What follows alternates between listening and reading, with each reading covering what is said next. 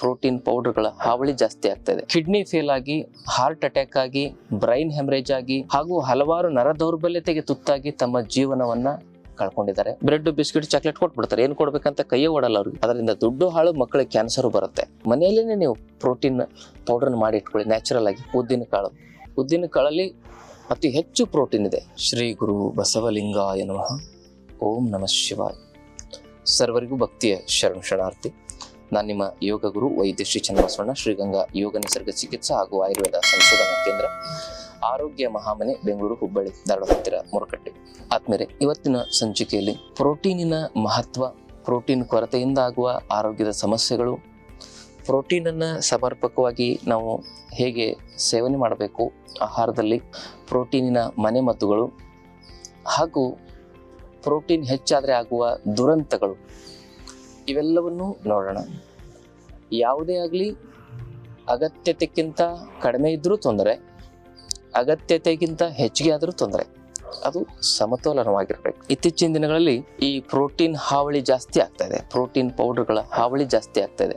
ಆ ಪೌಡರ್ಗಳನ್ನು ಸೇವನೆ ಮಾಡೋದ್ರ ಮೂಲಕ ಎಷ್ಟೋ ಜನ ಪ್ರೋಟೀನ್ ವ್ಯವಸ್ಥೆ ಅಸಮತೋಲನ ಉಂಟಾಗಿ ಅಧಿಕವಾಗಿ ಅವಶ್ಯಕತೆಗಿಂತಲೂ ಹೆಚ್ಚಿಗೆ ಆಗಿ ಅದರಲ್ಲಿರ್ತಕ್ಕಂಥ ಪ್ರಿಸರ್ವೇಟಿವ್ಗಳು, ಕೆಮಿಕಲ್ಗಳ ದುಷ್ಪರಿಣಾಮದಿಂದ ಕಿಡ್ನಿ ಫೇಲ್ ಆಗಿ, ಹಾರ್ಟ್ ಅಟ್ಯಾಕ್ ಆಗಿ, ಬ್ರೈನ್ ಹೆಮರೇಜ್ ಆಗಿ ಹಾಗೂ ಹಲವಾರು ನರ ದೌರ್ಬಲ್ಯತೆಗೆ ತುತ್ತಾಗಿ ತಮ್ಮ ಜೀವನವನ್ನ ಕಳ್ಕೊಂಡಿದ್ದಾರೆ. ಕೆಲವು ಜನ ಪ್ರಾಣ ಬಿಟ್ಟಿದ್ದಾರೆ. ಹಾಗಾಗಿ ಈ ಪ್ರೋಟೀನ್ ಅಂದ್ರೆ ಏನು? ನಮ್ಮ ಶರೀರದಲ್ಲಿರ್ತಕ್ಕಂಥ ಹಲವಾರು ಎಂಜೈಮ್ಸ್ಗಳು ಪ್ರೋಟೀನಿಂದ ಆಗಿದ್ದಾವೆ. ಹಾರ್ಮೋನ್ಸ್ಗಳು ಪ್ರೋಟೀನಿಂದ ಆಗಿದ್ದಾವೆ. ನಮ್ಮ ಶರೀರದ ವಿಕಾಸ, ಈ ಶರೀರದ ಬಿಲ್ಡಿಂಗ್ ಬ್ಲಾಕ್ ಮಟೀರಿಯಲ್ ಅಂತ ಹೇಳ್ತಾರೆ ಪ್ರೋಟೀನನ್ನು. ಈ ಶರೀರದ ಬೆಳವಣಿಗೆ ಪ್ರೋಟೀನಿಂದ ಆಗುತ್ತೆ. ನಮ್ಮ ಮಸಲ್ಸು, ಬೋನು, ನರಗಳು, ಚರ್ಮ, ಉಗುರು, ಕೂದಲು ಪ್ರತಿಯೊಂದು ಬೆಳವಣಿಗೆ ಆಗಲಿಕ್ಕೆ ಪ್ರೋಟೀನ್ ಅಗತ್ಯ. ದೇಹದ ಪ್ರತಿಯೊಂದು ವ್ಯವಸ್ಥೆಯು ಕೂಡ ಬೆಳವಣಿಗೆ ಆಗಲಿಕ್ಕೆ, ಅದಕ್ಕೆ ಶಕ್ತಿ ಬರಲಿಕ್ಕೆ ಪ್ರೋಟೀನ್ ಇದ್ದರೆ ಶಕ್ತಿ, ಪ್ರೋಟೀನ್ ಅಂದರೆ ಬಲ. ಹಾಗೆ ಪ್ರೋಟೀನಿಂದ ನಮ್ಮ ಶರೀರದಲ್ಲಿ ಹಾರ್ಮೋನ್ಸ್ಗಳ ಫಂಕ್ಷನ್ ಆಗಿರ್ಬೋದು, ಎಂಜೈಮ್ಸ್ಗಳ ಫಂಕ್ಷನ್ ಆಗಿರ್ಬೋದು, ಇಮ್ಯುನಿಟಿ ಫಂಕ್ಷನ್ ಕೂಡ, ಇಮ್ಯೂನ್ ಸೆಲ್ಸ್ಗಳು ಅವು ಕೂಡ ಪ್ರೋಟೀನಿಂದನೇ ಆಗಿರ್ತವೆ. ಹಾಗೆ ಇವೆಲ್ಲವುಗಳಿಗೂ ಪ್ರೋಟೀನ್ ಅತ್ಯಗತ್ಯ. ಹಾಗಾಗಿ ಆ ಪ್ರೋಟೀನು ನ್ಯಾಚುರಲ್ ಆಗಿ ಸೇವನೆ ಮಾಡೋದು ಹೇಗೆ ಅಂದರೆ ಮೊಳಕೆ ಕಾಳುಗಳು. ಅತಿ ತುಂಬ ಪ್ರೋಟೀನ್ ಕೊರತೆ ಇತ್ತಂದರೆ ಉದ್ದಿನ ಕಾಳಲ್ಲಿ ಅತಿ ಹೆಚ್ಚು ಪ್ರೋಟೀನ್ ಇದೆ. ಹೆಸರು ಕಾಳಲ್ಲಿ ದಿ ಸೇಫೆಸ್ಟ್ ಪ್ರೋಟೀನ್ ಇದೆ. ಹೆಸರು ಕಾಳನ್ನ ಅಮೃತ ಸಮಾನ ಅಂತೇಳಿ ಆಯುರ್ವೇದದಲ್ಲಿ ಹೇಳ್ತಾರೆ. ಧಾನ್ಯಗಳಲ್ಲೇ ಶ್ರೇಷ್ಠವಾದ ಧಾನ್ಯ ಅಂತ ಹೇಳಿದ್ರೆ ಹೆಸರು ಕಾಳು ಅಂತ ಹೇಳ್ತಾರೆ. ಮತ್ತೆ ಹುರುಳಿಕಾಳು, ಕಡಲೆಕಾಳು, ಇದರಲ್ಲಿ ಯಾವುದಾದ್ರೂ ಒಂದೊಂದು ಕಾಳು ಒಂದೊಂದು ತಿಂಗಳು. ಭಾಳ ಜನ ಮಕ್ಕಳಿಗೆ ಬೆಳಿಗ್ಗೆದ್ದು ಏನು ಕೊಡಬೇಕು, ಬ್ರೆಡ್, ಬಿಸ್ಕಿಟ್, ಚಾಕ್ಲೇಟ್ ಕೊಟ್ಬಿಡ್ತಾರೆ. ಏನು ಕೊಡ್ಬೇಕಂತ ಕೈಯೇ ಓಡಲ್ಲ ಅವ್ರಿಗೆ. ಅದರಿಂದ ದುಡ್ಡು ಹಾಳು, ಮಕ್ಕಳಿಗೆ ಕ್ಯಾನ್ಸರ್ ಬರುತ್ತೆ. ಅದರಲ್ಲಿ ಪ್ರೋಟೀನ್ ಇರೋ ಚಾಕ್ಲೇಟು, ಪ್ರೋಟೀನ್ ಇರೋ ಬಿಸ್ಕಿಟ್ಟು, ಪ್ರೋಟೀನ್ ಇರೋದು ಅಂತೆಲ್ಲ ಹೇಳ್ಬಿಟ್ಟು ಮೋಸ ಮಾಡ್ತಾರೆ. ಹೆಲ್ತ್ ಡ್ರಿಂಕ್ಸ್ ಅನ್ನ ನಿಮಗೆ ಪ್ರೋಟೀನ್ ಇದೆ ಅಂತ ಹೇಳ್ಬಿಟ್ಟು ಮೋಸ ಮಾಡ್ತಾರೆ. ಅದರಲ್ಲಿ ಪ್ರಿಸರ್ವೇಟಿವ್ ಇರ್ತದೆ. ಯಾವುದನ್ನೇ ಆಗಲಿ ಪ್ಯಾಕ್ ಮಾಡಬೇಕಂದ್ರೆ ಪ್ರಿಸರ್ವೇಟಿವ್ ಹಾಕಲೇಬೇಕು. ಆ ಪ್ರಿಸರ್ವೇಟಿವೇ ಕ್ಯಾನ್ಸರ್ಗೆ ಕಾರಣ ಆಗ್ತದೆ. ಮೊನ್ನೆ ತಾನೇ ಕಿದ್ವಾಯಿ ವರದಿ ಆಗಿದೆ. 4 ವರ್ಷದಲ್ಲಿ 3 ಲಕ್ಷ ಜನರಿಗೆ ಹೊಟ್ಟೆಗೆ ಸಂಬಂಧಿತವಾಗಿರ್ತಕ್ಕಂಥ ಕ್ಯಾನ್ಸರ್ ಬಂದಿದೆ ಅಂತೇಳಿ. ಅಂದರೆ ಕಾರಣ ಪ್ರಿಸರ್ವೇಟಿವ್ ಹಾಕಿರ್ತಕ್ಕಂಥ ಈ ಹೆಲ್ತ್ ಡ್ರಿಂಕ್ಸ್ಗಳು, ಪ್ರೋಟೀನ್ ಡ್ರಿಂಕ್ಸ್ಗಳು.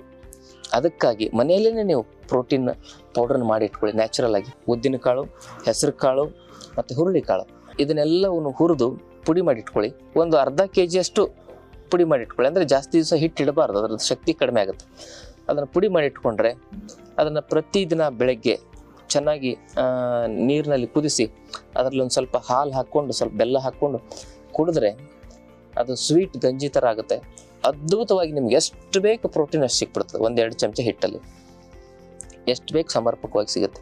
ಇಲ್ಲ ಇನ್ನೂ ಚೆನ್ನಾಗಿ ಸಿಗಬೇಕು ಅಂದಾಗ ನಾವೇನು ಮಾಡ್ಬೋದು, ಹೆಲ್ತ್ ಡ್ರಿಂಕ್ಸ್ ರೂಪದಲ್ಲಿ ಸೇವನೆ ಮಾಡ್ಬೋದು. ಮತ್ತು ಕಾಳನ್ನು ಮೊಳಕೆ ಬರೆಸಿ ಒಂದೊಂದು ಮುಷ್ಟಿ ಕಾಳು ಯಾರು ತಿಂತಾರಲ್ಲ ಅವರು ಒಳ ಮುಷ್ಟಿಗೆ ಎಷ್ಟು ಬರ್ತದೆ ಅಷ್ಟು ತಿನ್ನಬೇಕು. ಸಣ್ಣ ಮಕ್ಕಳಾದರೆ ಸಣ್ಣ ಮಕ್ಕಳ ಮುಷ್ಟಿ ಎಷ್ಟು ಬರ್ತದೆ ಅಷ್ಟು ಕೊಡಬೇಕು. ನಿಮ್ಮ ಮುಷ್ಟಿಗೆ ಎಷ್ಟು ಬರ್ತದೆ ಅಷ್ಟು ಮಕ್ಕಳಿಗೆ ತಿನ್ನಿಸ್ಬೇಡಿ.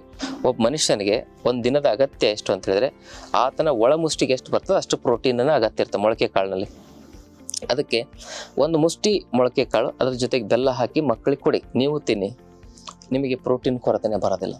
ಪ್ರೋಟೀನ್ ಕೊರತೆಯಿಂದ ಇಮ್ಯುನಿಟಿ ಸಮಸ್ಯೆಗಳು ಹೆಚ್ಚಾಗಿ ಹಲವಾರು ಸಮಸ್ಯೆಗಳಾಗ್ಬೋದು. ಕಿಡ್ನಿ ಸಮಸ್ಯೆ, ಹೃದಯ ಸಮಸ್ಯೆ, ನರಗಳ ದೌರ್ಬಲ್ಯತೆ ಬರ್ಬೋದು. ಇದು ಪ್ರೋಟೀನ್ ಹೆಚ್ಚಾದರೂ ಸಮಸ್ಯೆ ಬರುತ್ತೆ, ಪ್ರೋಟೀನ್ ಕಡಿಮೆ ಆದರೂ ಬರ್ತದೆ. ಅದಕ್ಕೆ ಸಮತೋಲನವಾಗಿರ್ಲಿಕ್ಕೆ ಸಮತೋಲನವಾಗಿ ಸೇವನೆ ಮಾಡೋದನ್ನು ಹೇಳ್ಕೊಡ್ತದೆ. ಆದ್ಮೇಲೆ ಪ್ರೋಟೀನ್ ನಾವು ನಿಯಮಿತವಾಗಿ ಸೇವನೆ ಮಾಡದೇ ಇದ್ರೆ ಕಿಡ್ನಿಯಲ್ಲಿ ಪ್ರೋಟೀನ್ ಅಂಶ ಹೆಚ್ಚಿಗೆ ಆದರೆ ಅದೇ creatine, uric acid, blood urea ಹೆಚ್ಚಿಗೆ ಮಾಡಲಿಕ್ಕೆ ಕಾರಣ ಆಗ್ತದೆ. ಕಿಡ್ನಿ ಫೇಲ್ ಆದರೆ ಮುಗೀತು ಕತೆ. ಲಿವರ್ನ ಫ್ಯಾಟ್ ಮೆಟಾಬಲಿಸಮ್ ಅನ್ನು ಇಂಬ್ಯಾಲೆನ್ಸ್ ಮಾಡುತ್ತೆ, ಹಾರ್ಟಲ್ಲಿ ಬ್ಲಾಕೇಜಸ್ ಮಾಡುತ್ತೆ, ಬ್ರೈನಲ್ಲಿ ಹೆಮರೇಜಸ್ ಮಾಡುತ್ತೆ. ಅಧಿಕವಾದರೆ ನಿಯಮಿತವಾಗಿ ಸೇವನೆ ಮಾಡಿದ್ರೆ ಹಾರ್ಟ್ ಬ್ಲಾಕೇಜ್ ಇದ್ರೆ ಅದನ್ನು ತೆಗೀತದೆ, ಕಿಡ್ನಿಯಲ್ಲಿ ಬ್ಲಾಕೇಜ್ ಇದ್ರೆ ತೆಗೀತದೆ, ಬ್ರೈನಲ್ಲಿ ಹೆಮರೇಜ್ ಇದ್ರೆ ತೆಗೀತದೆ, ಲಂಗ್ಸಲ್ಲಿ ಸಮಸ್ಯೆಗಳಿದ್ರೆ ತೆಗೀತದೆ. ನಿಯಮಿತವಾಗಿ ಸೇವನೆ ಮಾಡಿದ್ರೆ ಆ ಸಮಸ್ಯೆಗಳಿದ್ರೂ ಕೂಡ ವಾಸಿ ಆಗುತ್ತೆ, ಕೊರತೆ ಇದ್ರೂ ಕೂಡ ನಿವಾರಣೆ ಆಗುತ್ತೆ.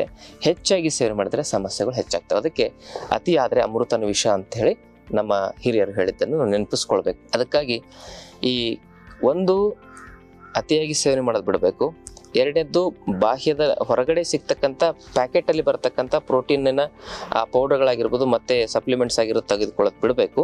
ಇವೆರಡು ಬಿಟ್ಟು ಮನೆಯಲ್ಲಿನೇ ಸೊಪ್ಪು, ತರಕಾರಿ, ಹಣ್ಣುಗಳಲ್ಲಿ ಮೊಳಕೆ ಕಾಳುಗಳಂತೂ ಯಥೇಚ್ಛವಾಗಿ ಪ್ರೋಟೀನ್ ಇದೆ, ಅದನ್ನು ತಿನ್ನಬೇಕು. ಹಾಗೆ ಡ್ರೈ ಫ್ರೂಟ್ಸ್ಗಳಲ್ಲೂ ಪ್ರೋಟೀನ್ ಇದೆ. ಹಾಲು, ಹಾಲಿನ ಪದಾರ್ಥಗಳಲ್ಲಿ ಯಥೇಚ್ಛವಾಗಿ ಪ್ರೋಟೀನ್ ಇದೆ. ಅದಕ್ಕೆ ಒಂದಿನಕ್ಕೆ ಒಬ್ಬ ಮನುಷ್ಯ 1 ಲೋಟವರೆಗೂ ಹಾಲು ಕುಡಿಬೋದು. ಡ್ರೈ ಫ್ರೂಟ್ಸ್ ಆದರೆ ಒಂದು 10ರಿಂದ ಮ್ಯಾಕ್ಸಿಮಮ್ 15 ಗ್ರಾಮ್ನಷ್ಟು ತಿನ್ನಬಹುದು. ಅಧಿಕವಾಗಿ ನಾವು ಡ್ರೈ ಫ್ರೂಟ್ಸನ್ನು ತಿನ್ನೋದ್ರಿಂದನೂ ಕೂಡ ಪ್ರೋಟೀನ್ ವ್ಯತ್ಯಾಸ ಆಗಿ ಸಮಸ್ಯೆಗಳಾಗ್ತವೆ. ಅದಕ್ಕಾಗಿ ಬಾದಾಮಿ ತಿನ್ನಂಗಿದ್ರೆ 2ರಿಂದ 3, ಖರ್ಜೂರ ತಿನ್ನಂಗಿದ್ರೆ 1ರಿಂದ 2, ವಾಲ್ನಟ್ ತಿನ್ನಂಗಿದ್ರೆ 1ರಿಂದ 2, ಪಿಸ್ತಾ ತಿನ್ನಂಗಿದ್ರೆ 4ರಿಂದ 6. ಹೀಗೆ ನಿಯಮಿತವಾಗಿ ಸೇವನೆ ಮಾಡೋದನ್ನು ಕಲಿಬೇಕು. ಇದು ಪ್ರೋಟೀನಿನ ನ್ಯಾಚುರಲ್ ಸೋರ್ಸ್. ಪ್ರೋಟೀನ್ ದೇಹದ ಶಕ್ತಿಗೆ, ದೇಹದ ಒಂದು ಕ್ರಿಯಾಶಕ್ತಿಗೆ, circulatory system, endocrine system, respiratory system ಹಾಗೂ ಡೈಜೆಸ್ಟಿವ್ ಸಿಸ್ಟಮ್ಗೆ ಪ್ರೋಟೀನ್ ಬಹಳ ಅಗತ್ಯವಾಗಿರ್ತಕ್ಕಂಥದ್ದು. ಅಂದರೆ ಜೀರ್ಣಶಕ್ತಿಗೆ, ಉಸಿರಾಟದ ವ್ಯವಸ್ಥೆಗೆ ಮತ್ತು ಸಂಚಾರದ ವ್ಯವಸ್ಥೆಗೆ. ನಮ್ಮ ರಕ್ತನೂ ಕೂಡ ಒಂದು ಪ್ರೋಟೀನ್ ಅಂಶ, ಹಿಮೋಗ್ಲೋಬಿನ್. ನಮ್ಮಲ್ಲಿ ಉತ್ಪತ್ತಿ ಆಗ್ತಕ್ಕಂಥ ಹಾರ್ಮೋನ್ಸ್ಗಳು ಪ್ರೋಟೀನ್ ಅಂಶ. ಅದಕ್ಕಾಗಿ ಸಮತೋಲನವಾಗಿ ಸೇವನೆ ಮಾಡೋಣ, ಆರೋಗ್ಯವಂತವಾಗಿ ಬದುಕೋಣ ಅಂತಕ್ಕಂಥ ಮಾತನ್ನು ಹೇಳ್ತಾ, ಮಾಹಿತಿ ಇಷ್ಟವಾದಲ್ಲಿ ತಮ್ಮ ಬಂಧು ಮಿತ್ರರೊಂದಿಗೆ ಶೇರ್ ಮಾಡ್ಕೊಳ್ಳಿ. ಜೊತೆಗೆ ತಾವಿನ್ನೂ ಚಾನಲ್ ಸಬ್ಸ್ಕ್ರೈಬ್ ಮಾಡ್ಕೊಂಡಿಲ್ಲ, ದಯವಿಟ್ಟು ಸಬ್ಸ್ಕ್ರೈಬ್ ಮಾಡ್ಕೊಳ್ಳಿ. ಆರೋಗ್ಯದ ಸಮಸ್ಯೆಗಳಿಂದ ಬಳಲ್ತಾ ಇದ್ರೆ ಅಂಥವ್ರಿಗೆ ಆಯುರ್ವೇದ ಚಿಕಿತ್ಸೆಯನ್ನು ನಮ್ಮ ಆಶ್ರಮದಲ್ಲಿ ಮಾಡಲಾಗ್ತದೆ. ಮತ್ತು 5 ದಿನದ ಆರೋಗ್ಯ ಶಿಬಿರ ನಡೀತಾ ಇದೆ. ಅಲ್ಲಿ ಭಾಗವಹಿಸಿದರೆ ಆರೋಗ್ಯ ಮತ್ತು ನೆಮ್ಮದಿಯ ಬದುಕಿಗೆ ಯಾವೆಲ್ಲ ನಿಯಮಗಳನ್ನ ಜೀವನದಲ್ಲಿ ಅಳವಡಿಸ್ಕೊಂಡು ಬದುಕಬೇಕು ಅನ್ನೋದನ್ನು ತಿಳಿಸ್ಕೊಡ್ತೇವೆ. ತಮ್ಮೆಲ್ಲರಿಗೂ ಭಕ್ತಿಯ ಶರಣಾರ್ಥಿ.